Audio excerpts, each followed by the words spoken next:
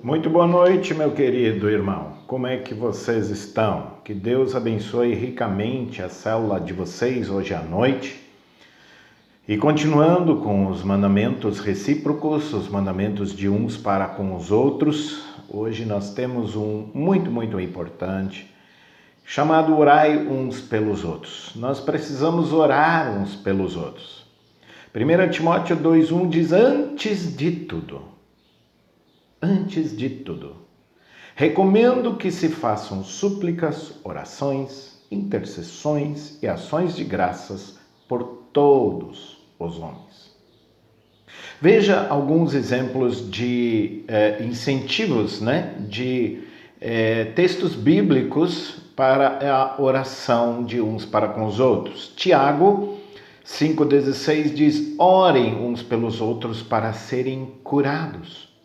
A oração de um justo é poderosa e eficaz. Olha que maravilha, que arma que nós temos na nossa mão.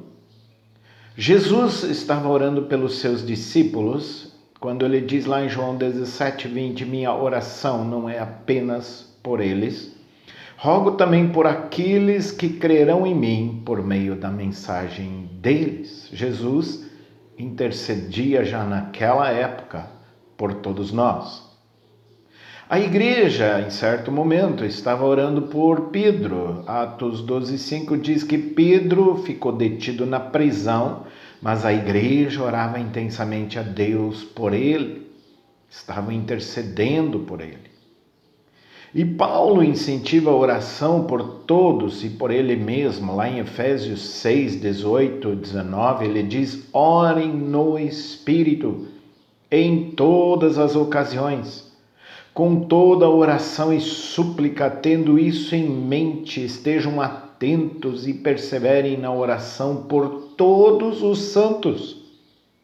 Orem também por mim, para que quando eu falar, seja-me dada a mensagem a fim de que destemidamente torne conhecido o mistério do Evangelho. Então, nós vemos mais uma vez como a oração, ela é uma ferramenta tão preciosa, ela é uma arma tão grande e ela é um mandamento. Eu preciso orar. Então, o segundo momento aqui, eu gostaria de colocar para vocês a questão prática da intercessão. Como é que eu faço isso, pastor? Como é que eu consigo orar? Como é que eu faço isso? Queridos, em primeiro lugar, oração requer tempo. Oração requer tempo. E todos nós corremos atrás do tempo. O tempo é algo impressionante. Por isso, nós fazemos no nosso dia a dia o que nós valorizamos. Não é verdade? Se para mim alguma coisa é importante, eu valorizo isso, eu vou fazer isso. Então, se eu valorizo a oração, eu terei tempo para a oração. De outro lado, para você, meu querido irmão, e para mim, o meu tempo de oração hoje, quanto tempo que você ora, mostra o quanto a oração é importante para você. Tá certo? Então vale a pena dar uma reflexão. Quanto que eu tenho orado essa semana, semana passada? Quanto que eu tenho orado? 5 minutos? 10 minutos? 30 minutos? 1 hora?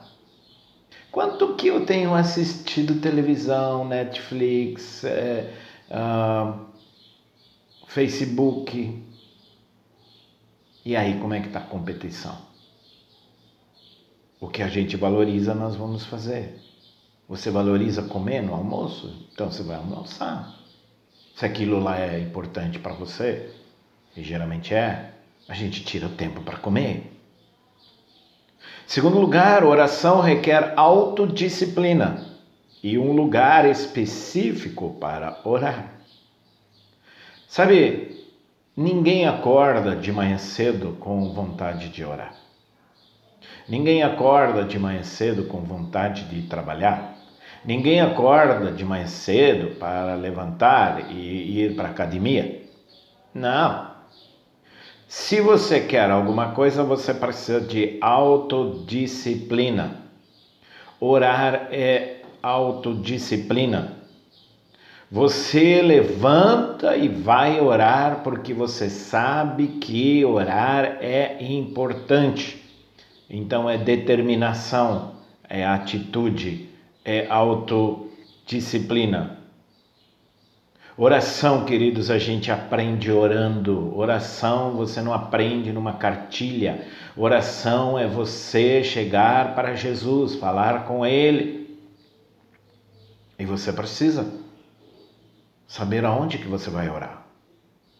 Você não vai poder orar num lugar onde em volta de você é tudo bagunçado.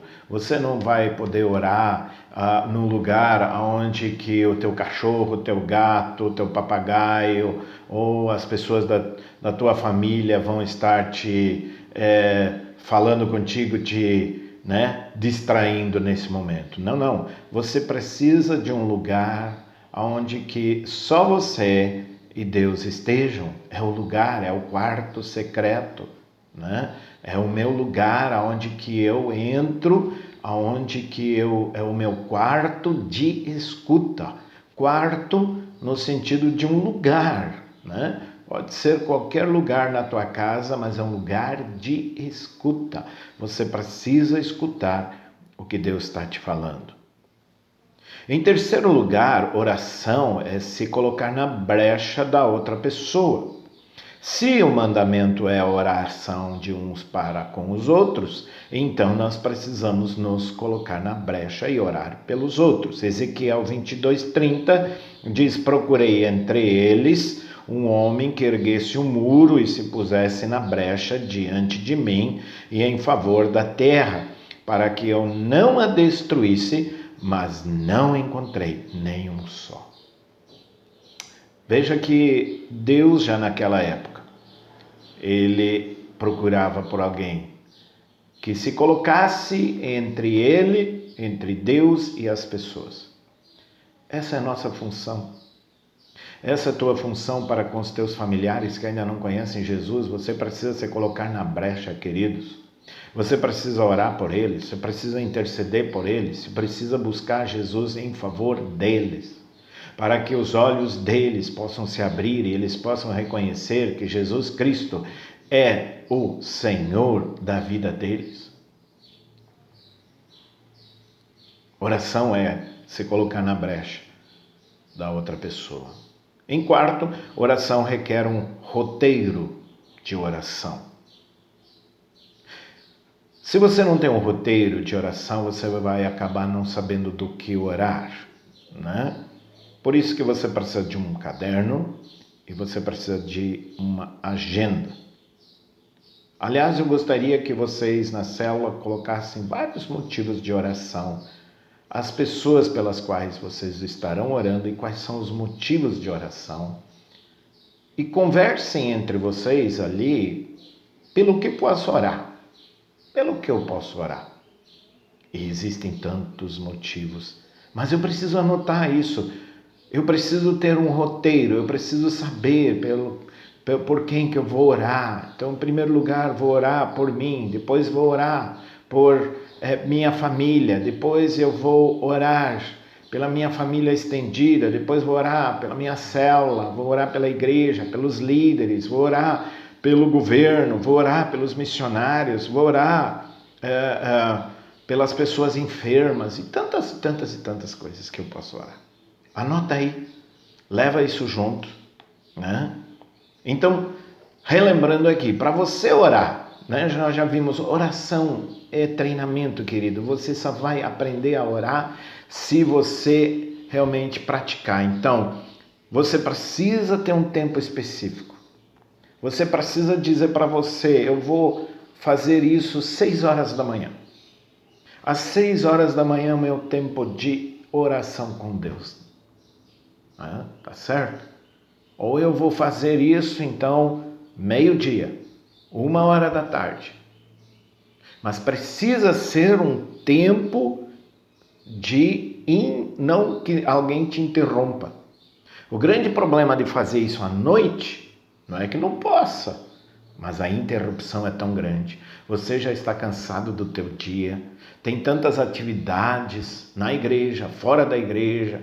Aí você vai orar lá pelas 11 horas da noite. Você já está podre de cansado, já não sabe nem mais o que vai falar com Deus, começa a oração e termina ela no outro dia com amém quando acorda, porque dormiu no meio da oração, não é verdade?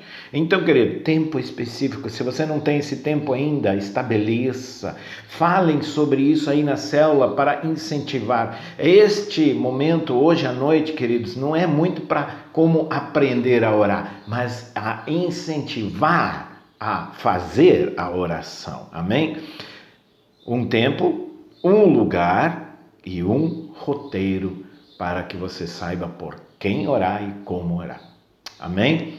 Que Deus abençoe a tua célula, tem aí as perguntas, conversem sobre isso, mas saiam dali hoje, né, com algo bem específico, bem específico. A última pergunta diz, para você orar mais ou para você começar a orar, você precisa mudar o quê? Sabe, é tempo, é valorização, é algo que eu preciso priorizar na minha vida. Então, querido, eu gostaria mesmo que cada célula vocês pudessem montar aí um esquema de oração para cada um, isso é pessoal. Depois vocês podem até orar em grupo, ter um relógio de oração, tudo isso faz parte. Mas o dia a dia, meu dia a dia, preciso ter essa oração. Amém? Que Deus abençoe a tua célula ricamente, em nome de Jesus.